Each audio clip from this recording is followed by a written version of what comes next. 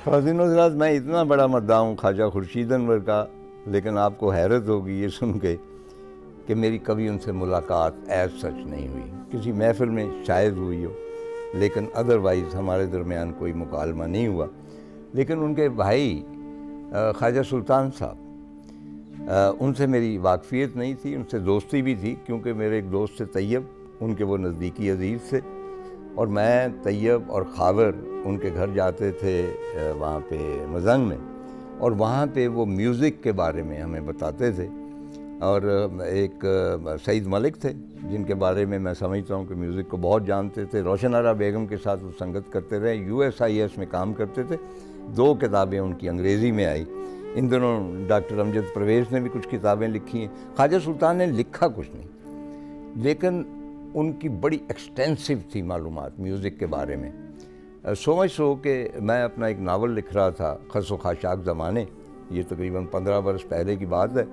तो मैंने उसमें 1930s में एक मुजरा जो था वो डिपिक्ट करना था। अब मुझे इतना इल्म नहीं था कि 1930s में मुजरे की क्या कैफियत होती है, यानी उसमें साज कौन से बजते थे, गाने कौन से होते थे। तो मैंने बहुत लोगों से पूछा, उन्होंने कहा भाई यही जो कुछ यहाँ पे होता है, उमराव जान अदा वगैरह।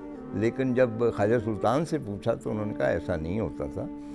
30s में बुनियादी तौर पे मुजरा एज सच होता ही नहीं था। गायिका बैठती थी, वो गाती थी, और किसी ख़ास वक्त में उठती थी और वो एक चक्कर सा लगा के रक्स करती हुई फिर बैठ जाती थी। शायकीन बैठे रहते थे और नोट वगैरह नहीं देते थे, बल्कि उन्होंने पोटलियाँ रखी होती थी चांदी के रुपयों की, वो उसके आगे रख देते थे नहायत नस्तालीक और सलीके से। ख़ास तौर पे एमनाबाद के जो सेठ थे वो ऐसा करते थे।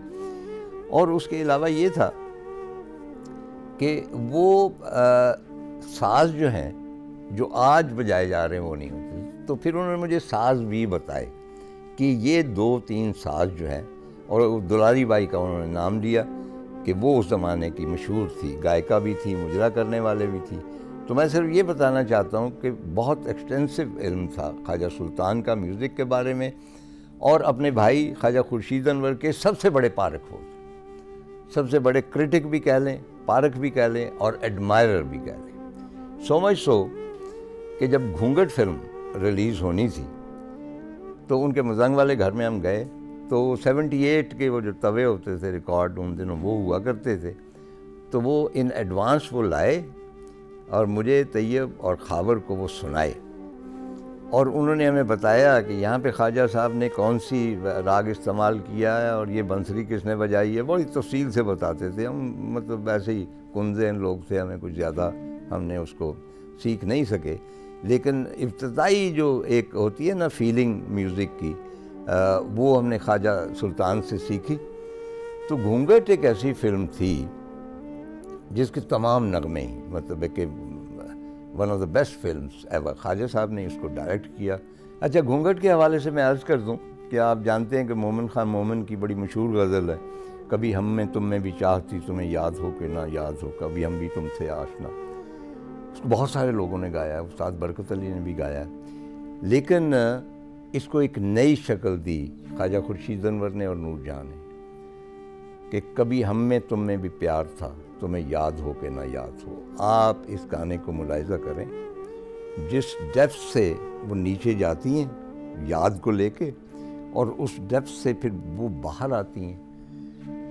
मेरा ये ख़्याल है कि अगर जितने भी गाने मैंने सुने हैं, अगर यकदम कोई कहे कि कौन सा गाना नूर जहां का, तो मैं हमेशा इसको प्रेफर करूँगा।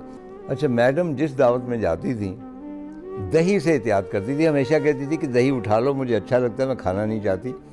और इट्स अ स्ट्रेंज कोइंसिडेंस के मंटो साहब कहते हैं कि वो पाव भर अचार खा के और उसके बाद बर्फ़ का ठंडा पानी पी कर तो फिर वो गाती थी। शायद उस ज़माने में उनकी आवाज़ उससे निखर जाती होगी, लेकिन जब मेरी मुलाकात होती दही से परहेज़ करती थी, लेकिन आम बड़े शौक़ से खाती थी। और कौन सा बाज़ोक शख्स है गालिब और बाकी सारे लोगों समेत जिससे आम पसंद नहीं है, लेकिन एक खसूसियत थी मैडम, वो ये था कि मुझे नहीं पता कि उन्होंने तरीक़ा कहाँ से सीखा था। मैं और यूसुफ कामरान, किश्वर के खामन मरूम, हम बैठ जाते मैडम के सामने और वो हमें आम छील के देती। अब मैं आपको बता, मैंने और कहीं नहीं ये तरीका नहीं देखा कि वो आम के पहले पूरा छिलका उतारती थी, फिर किसी तरीके से उसकी जो थी गुठली उसको बीच में से ऐसे आराम से खींच के अलग कर देती थी कि वो बाकी आइसक्रीम की तरह ना उसका गोल सा रह जाता था और वो हम खाते चले जाते थे। और वो बड़े शौक़ से ये काम करती थी। जब हम कहते थे कि नहीं मैडम आप छोड़ें, आपने क्या तरह कहने नहीं मैनू स्वाद आउंदा। चुनाचे मुझे फ़ख्र हासिल है कि मैंने मैडम के हाथों के आम खाए हुए। तो बात हो रही घूंघट के, घूंघट का हर गाना ही ऐसा है कि जो कोट करना चाहिए, जो आपको सुनाना चाहिए। आप जानते हैं कि उसमें एक फैंटेसी थी, जिस तरह महल फिल्म है, कमाल अमरोई की फिल्म महल में वो जो एक फैंटेसी थी माली की लड़की जिस तरह वो बनती है, इसी तरह इसमें एक फैंटेसी थी जिसमें एक हिंदू लड़की और वो नैयर सुल्ताना है और वो फॉग में और वो जो पहाड़ी मनाजर हैं और जाहिर है कि वो फॉग तो नहीं थी, वो तो धुआं था। और जिस तरह उसकी अक्सबंदी हुई, वो संतोष कुमार को से एक दफ़ा बात हुई तो उन्होंने कहा कि हमें तो दिखाई कुछ नहीं देता था, इतना ज़्यादा धुआं था।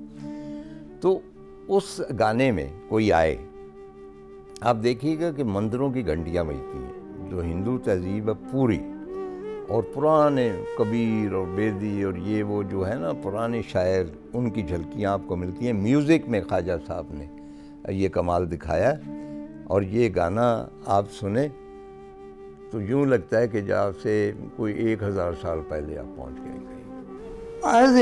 एज ए होल उस शख्स को देखे ना, मैडम को, सिर्फ यही नहीं, गीत तो हैं ही हैं। हाँ।